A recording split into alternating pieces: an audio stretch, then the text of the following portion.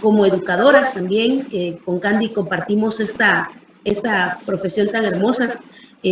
Lo primero que rescatamos siempre de un autor cuando lo conocemos es qué le puedo transmitir a mis estudiantes sobre este autor. Es decir, extraemos como la crema innata. No solamente nos sentamos a leerlo, a conocerlo y dejamos ahí el secreto literato que nos haya dado o heredado, sino en realidad siempre nos quedamos con aquello de qué quiero multiplicar de Flavio, qué es lo que quiero que todo el mundo sepa de Flavio Herrera. Y precisamente las dos palabras que siempre saltan a mi mente es el sentido poético.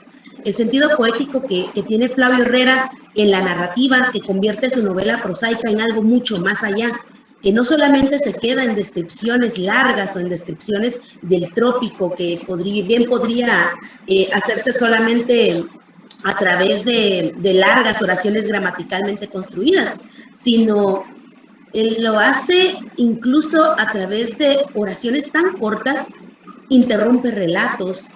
Y otra de las cosas que Flavio Herrera me viene a la mente como palabras clave es la experimentación. O sea, él experimentó muchísimas de las cosas que en su época eran muy novedosas. Por ejemplo, alguien por ahí en una tesis entre las que he estado investigando para poder releer a Flavio, para poder redescubrirlo, porque cada vez que leemos a un autor nuevamente lo vamos redescubriendo. Y por ahí leí que alguien afirmó que la novela El Tigre había estado escrita precisamente con influencia del género japonés. Y al volver a releer El Tigre y al volver a ver que sí se escribió en frases que a veces no están completas, en frases que él las termina a la mitad y pone un punto. Entonces, desde ahí viene la palabra experimentación a mi mente.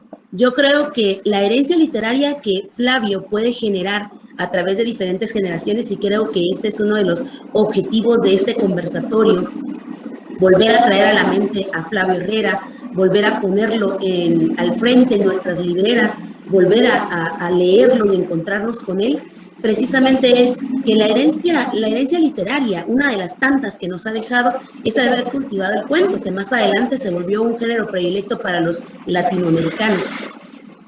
Entre otras o tantas cosas que saltan a mi mente cuando hablamos del legado o el aporte que Flavio Herrera pudo haber entregado a la literatura guatemalteca, es haberse convertido en un referente. Es decir, él pudo haber escrito todo lo hermoso y experimentado. El haberse ganado un lugar tanto en la Universidad de San Carlos, el haber dejado un legado para la educación del país, el haber incursionado en la fundación de una institución del periodismo tan importante a nivel centroamericano, el haber generado todo eso lo puso como referente, es decir, ganó un espacio para que en realidad los diferentes críticos, los diferentes estudiosos de la literatura que vienen un poco después, digan, ahí hay un hito en cuanto a la literatura guatemalteca, un antes y un después de Flavio y de otros autores que al igual que él, pues incursionaron en la novela realista. En ese tiempo, cuando él escribió su novela, ¿se refleja todo esto en lo que él escribió? Principalmente en las novelas. Ok. Bueno, yo creo que al igual como lo menciona Mariam, hablar de criollismo, pues de esta parte, ¿no? Del mundo es ver como esa naturaleza que está y que va dirigiendo la vida de los personajes, pero el criollismo que se da casi que en toda Hispanoamérica es un criollismo basado en las experiencias pues de las personas que lo están sufriendo, ¿no? Del indígena, incluso también es como parte del indigenismo, de ese pequeño movimiento. Sin embargo, Flavio está catalogado dentro del criollismo la mayoría de su narrativa, sin embargo, no es del todo criollista porque él lo va viendo desde la parte de terrateniente. Él tiene una visión pues muy diferente a la mayoría de criollistas de Hispanoamérica. Él tiene una visión de terrateniente, ¿no? Y es que él es un terrateniente. Él va a reflejar la realidad que tiene en sus libros la realidad que sabe que existe, porque él es parte de esa realidad. Sin embargo, correspondiendo a la cuestión política, yo creo que todo escritor eh, que tenga conciencia política del país y la importancia que tiene la política dentro de su propia vida, va a reflejarlo dentro de los libros. Flavio no es pues ningún secreto que estaba en contra de varios de los gobiernos que tuvo Guatemala, que estaba en contra de Ubico. Entonces, yo creo que todas esas formas que uno como persona tiene para con el mundo y que la política sabe que incide directamente en la vida personal, también se va a ver reflejado dentro de las obras de él. La mayoría, yo creo que precisamente en Caos, ¿verdad? Que es un poco más los diálogos, la discursividad de Caos es un poco más psicológica. Sin embargo, en La Tempestad y en el Tigre, siempre va a representar también esa parte incluso paternalista que tiene hacia el indígena, lo va a reflejar desde su visión terrateniente, ¿no? Entonces yo creo que ahí está inmersa la política, ahí está inmersa como esa conciencia que tiene de que hay dos clases y que a pesar de que él está en una clase privilegiada, también existe esa otra parte y entonces también la quiere reflejar dentro de su narrativa. No es simplemente cierra los ojos y como no lo veo, no existe, sino que él realmente la refleja dentro de su narración, porque es consciente de eso. Cualquier persona que escribe y es consciente de que todo es política, lo va a reflejar dentro de su obra y Flavio pues no es la excepción. El haberse conectado, el haberse tomado su tiempo para este evento. Agradezco también al Centro PEN por haberme invitado a hablar sobre la obra de Flavio Herrera.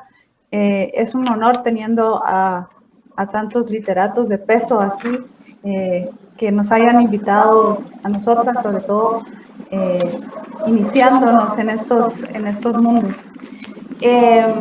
Yo creo que tanto Candy como Marianne ya expresaron básicamente una de las razones por las cuales la obra de Flavio Herrera es muy importante.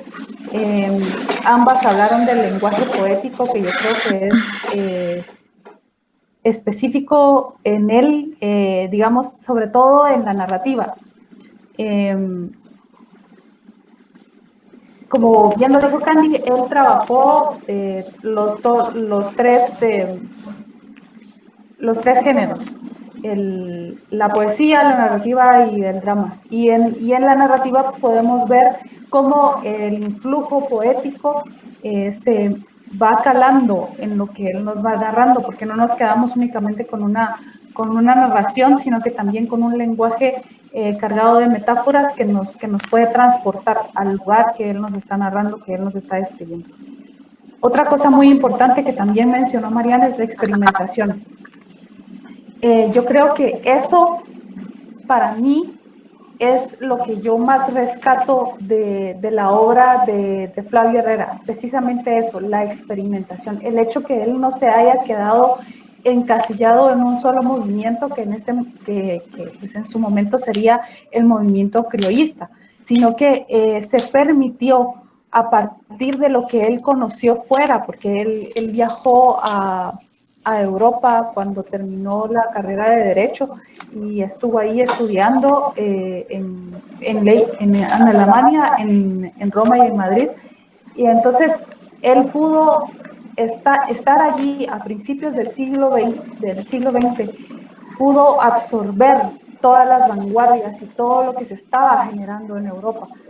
Y luego tener, como diría Mariana, la osadía de imprimir eso en sus obras, creo que es una de los grandes aportes que él hace en su narrativa. Sin embargo, yo quiero agregar algo más. A mí las novelas de Flavio Herrera me impresionan sobre todo por el manejo que él hace de los personajes. Él se adentra en la psicología del personaje, en el pensamiento del personaje. Si ustedes recuerdan, Caos, básicamente la mitad de la obra está escrita a partir de un monólogo interior. Entonces, ese enfoque diferente, o sea, ya no estamos hablando únicamente del naturalismo o del realismo, o ya no estamos únicamente hablando de lo externo, sino que ya nos estamos adentrando en la piel del personaje, y eso hace que la novela tenga otro enfoque. Eso hace que su obra nos transporte a un mundo que antes no era suficientemente explorado. Y yo creo que para mí esa es una de las cuestiones más importantes, sobre todo en la narrativa de Flavio Herrera.